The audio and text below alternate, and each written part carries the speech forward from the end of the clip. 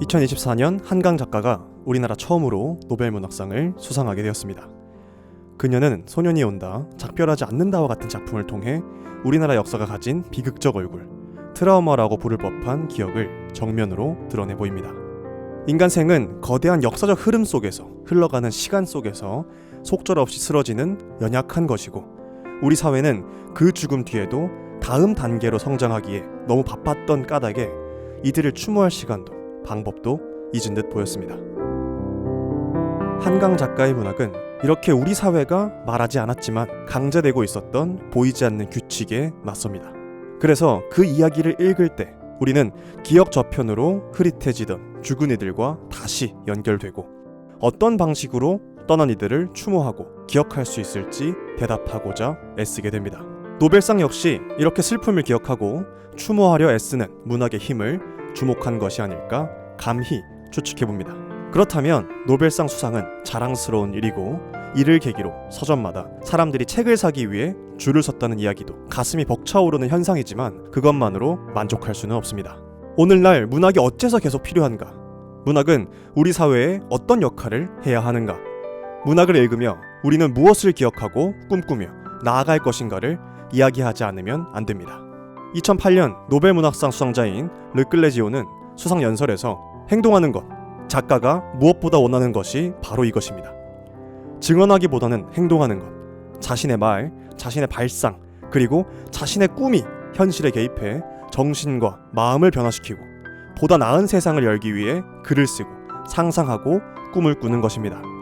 그러나 바로 그 순간에조차 어떤 목소리가 그것은 이루어질 수 없다고, 말은 바람에 실려 사라질 뿐이며 꿈은 환상에 불과하다고 은연중에 속삭입니다. 작가는 세상을 변모시킬 수 없다는 무력감에 빠져 있음에도 불구하고 문학은 존재할 수 있다는 확신이 남아 있습니다.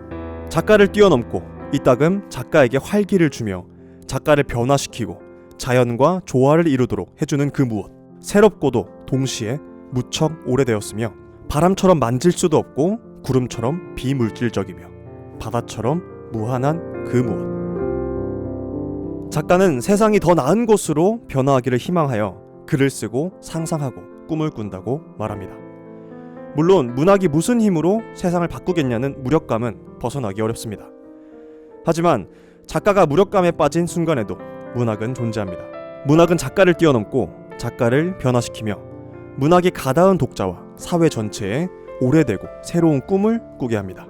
요컨대 르클레지오의 말처럼 어떤 아이도 굶주림과 무지에 내던져지지 않는 세상, 상점 바닥에 앉아 책을 읽는 아이에게 절대적인 권력이 주어지는 세상 말입니다. 진짜 그런 세상이 올까요? 아무도 모르는 일이지요. 다만 문학의 힘은 그런 가능성 없어 보이는 꿈에 가슴 뛰는 사람을 더 많이 만드는 데 있습니다.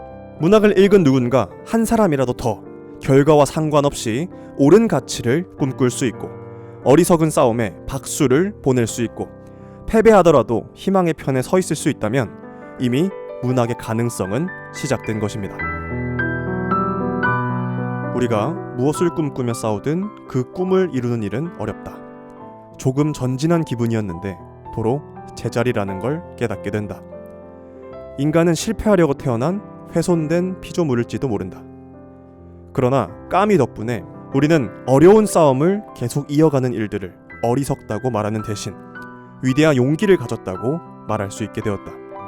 또한 우리가 진정 사랑하는 이들은 승리하는 이들이 아니라 진실과 인간적 품위를 지키기 위해 어쩌면 패배할지도 모를 싸움을 시작하는 이들이라는 것도 알게 되었다. 진은영 작가는 알베르 까미의 문학 덕분에 인간생의 비극에 굴하지 않고 옳다고 믿는 싸움을 이어가는 위대한 용기를 알게 되었다고 말합니다. 이 영상을 듣고 있는 여러분은 문학 덕분에 무엇을 꿈꾸게 되었나요? 진은영 작가의 구절을 활용하여 각자가 꿈꾸게 된 것을 댓글로 남겨주세요.